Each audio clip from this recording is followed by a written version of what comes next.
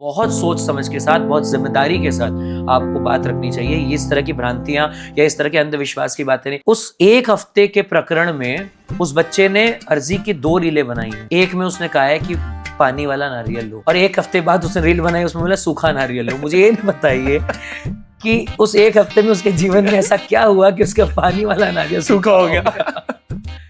भगवान आपसे कई गुना आगे चल के सोचते हैं। ईश्वर के आगे तो आप चाहे मूर्छड़ी का झाड़ा लो, चाहे आप नारियल बांध के आओ, चाहे आप इत्र चढ़ाओ, आपकी जो मर्जी करो, लेकिन उस चीज में नहीं। आपकी श्रद्धा आपके मन से निकल के आनी चाहिए। मैंने बहुत जगह देखा है, कई गायक होते हैं जिनको थोड़ी प्रसिद्धि मिल गई तो वो बताने लगते हैं कि ये करना चाहिए, ऐसा करना चाहिए, वैसा करना चाहिए। अभी कोई गायक बता रहे थे इत्र की सेवा कैसे होनी चाहिए। मतलब आप सोचिए कि भ्रांतियां किस लेवल पे फैलाई जा रही हैं कि ये तक बताया जा रहा है कि उस पैकेट के अंदर इत्र की शीशी एक सीधी, दूसरी उल्टी, फिर सीधी। मतलब इसका क्या लॉजिक है? उसके बाद ये बताया जा रहा है कि 2 शीशियां चढ़ा दो, तीसरी खोल के सुंगा दो, बंद करके घर ले आओ, जब काम बने तो चढ़ाने जाओ। आप सोच रहे हो लॉन्ग रन में इसका कितना नुकसान है?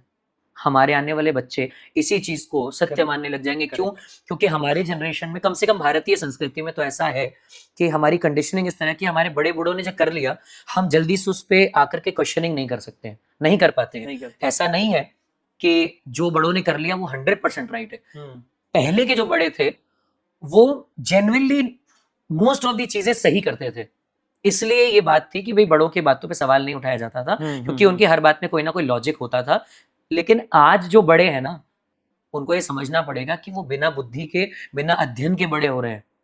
बड़ा हुआ तो क्या हुआ, जैसे पेड़ खजूर। अगर आपके अंदर कोई गुण ही नहीं है, अगर आप बिना किसी अध्ययन के उम्र के साथ बड़े हो रहे हो, तो सिर्फ शरीर बड़ा हो रहा है, ये बड़ा नहीं हो रहा आपका।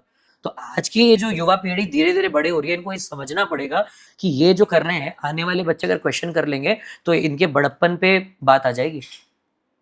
तो इंसान को समझना चाहिए कि हमें अगर मंच मिला है और हमको वो स्थिति या वो परिस्थिति मिली है जिसपे हमारी बात सुनी जा रही है, तो बहुत सोच समझ के साथ, बहुत जिम्मेदारी के साथ आपको बात रखनी चाहिए। इस तरह की भ्रांतियां या इस तरह के अंधविश्वास की बातें नहीं। अभी किसी बच्चे की रील तो सोशल मीडिया ने तो ऐसा ऐसा बेड़ा गर्क किया है हमारा।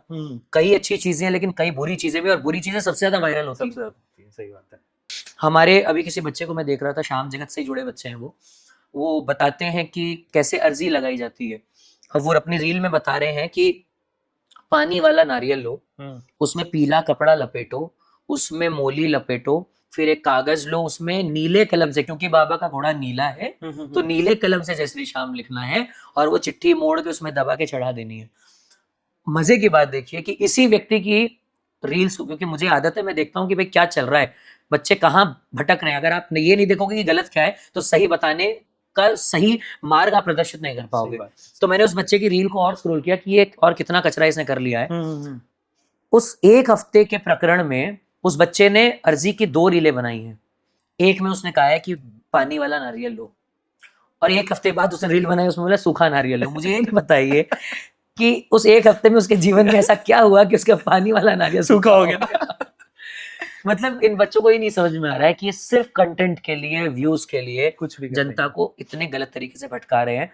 मुझे मेरे ऑफिस में, हमारे मैनेजर साहब के पास, हमारी टीम के पास एन नंबर ऑफ फोन आते हैं कि परेशान हो जाते हैं रोज, भैया अर्जी का क्या तरीका है, भैया अर्जी बताइए, भैया हम वो नारियल तो ले आए हैं, लेकिन वो 11 बार लपेटना है उसमें मूली की 21 बार, पेन कौन सा यूज मतलब अननेसेसरी क्वेश्चंस।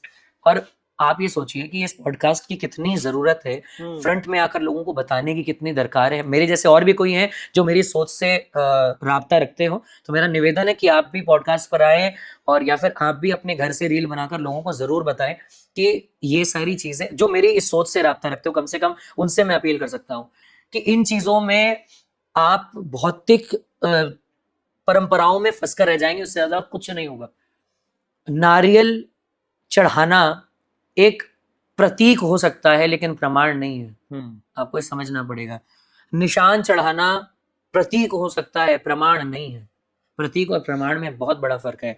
आप किसी श्रद्धा भाव के साथ में भगवान को कुछ भी अर्पित करते हैं, अगर उसमें श्रद्धा जुड़ी है तो वो किसी रूप में हो। कर्माबाई का खिचड़ खाने के लिए उनके घर पहुंच जाते हैं ठाकुर, और या बड़े बड़े सेठ चांदी की, सोने की कटोरियों में पकवान बना के ले जाते हैं। कौन सी गारंटी है कि ठाकुर जी ने खाए हैं? सही बात है। सोच ये है कि हमारे भाव कैसे हैं। आप इस हाथ के ऊपर रख करके खिला दोगे, वो आके खा लेंगे। और अगर आपके भाव नहीं है तो आप चांदी की कटोरी ले आओगे, वो नहीं खाएंगे। और खाना नहीं खाना, ये सब तो हमारे मन के वो हमारे मन के भाव है कि हम ठाकुर जी को ये चढ़ा दें, ये खिला दें, ऐसे राजी कर दें, ऐसे खुश कर दें, वो हमारे मन के भाव है। लेकिन ये भाव कहाँ से आ गया कि ये चढ़ा दें तो वो हमारा काम कर देगा, ये खिला दें तो हमारा काम कर देगा? नहीं, वो बाध्य है। नियति कर्म दो चीजें हैं हमारे जीवन में। कर्म पर विश्वास रखिए और ईश्वर पर विश्वास रखिए। गीता, मैं बार बार कहता हूँ, हर पॉडकास्ट में कहता हूँ कि इंसान को कुछ नहीं चाहिए, वेदर यू आर रिलीजियस और नॉट, आपको श्रीमद् भगवत गीता पढ़नी चाहिए। सब छोड़िए, आप बाहर के लोगों को देखिए, हम हमारी चीजों से विमुख हो रहे हैं और बाहर के लोग गीता पढ़ पढ़ के उसी के ज्ञान अपने लोगों को थेरेपी के तौर पे दिखा रहे हैं। सोचिए हमारे देश की कंडीशनिंग कैसी है, पाश्चात्य संस्कृति का इतना इन्वॉल्वमेंट है, उसके बावजूद आज भी हमारी कंडीशनिंग इतनी स्ट्रांग है कि हमारे देश में अभी भी थेरेपी का कल्चर डेवलप नहीं हो पाया। क्यों नहीं हो पाया? क्योंकि हमारी ब्रेन कंडीशनिंग ऐसी है।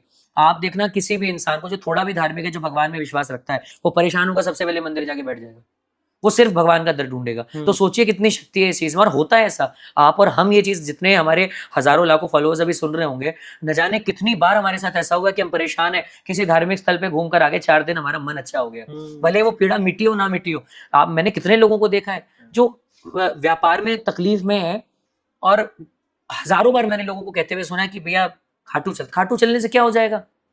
खाटू चलने से ये हो जाएगा कि जब वहां से आते हैं ना, तो एक हिम्मत लेके, एक आस लेके आते हैं कि बाबा तू मेरे साथ है। आप सोचिए, हमारे यहाँ पर इस चीज का कल्चर है कि हम अपने दुख तकलीफ में मंदिर जाते हैं। तो हमको इस चीज को समझना पड़ेगा कि आंख बंद करके इन चीजों पर अगर विश्वास करेंगे तो हम भौतिक प्रकरणों में फंस जाएंगे।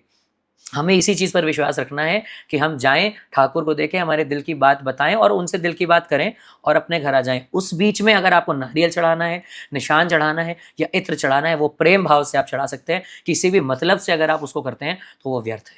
आज बहुत इंपॉर्टेंट है लोगों को जानना कि अर्जी लगाने का कोई तरीका नहीं होता। निशान चढ़ाने के आप नियम कर सकते हैं। आपको नंगे पैर निशान चढ़ाना चाहिए, आपको साफ सुथरे शारीरिक रूप में निशान चढ़ाना चाहिए। वो तो फॉलो नहीं होगा, वो तो जूते पहन के चढ़ाएंगे। लेकिन ये जरूर पता करना है कि भैया निशान चढ़ाने के बाद काम कैसे होगा। अरे आपको काम करवाने के लिए अगर निशान चढ़ाना है तो बेकार है। आपको इस चीज से भाव से दरबार में जाना है कि बाबा बैठा है और हम जा रहे हैं, हमको देख ले और तेरी जो मर्जी, कर्मण्यवाधिकारस्ते महाफलेषु कदाचन, कर्म करे जा, फल की चिंता मत कर। यही तो हमारी गीता हमको सिखाती है कि आप ईश्वर पर छोड़ दें, आपका काम है वर्तमान में रह के कर्म करना, बाकी सब उसकी मर्जी है।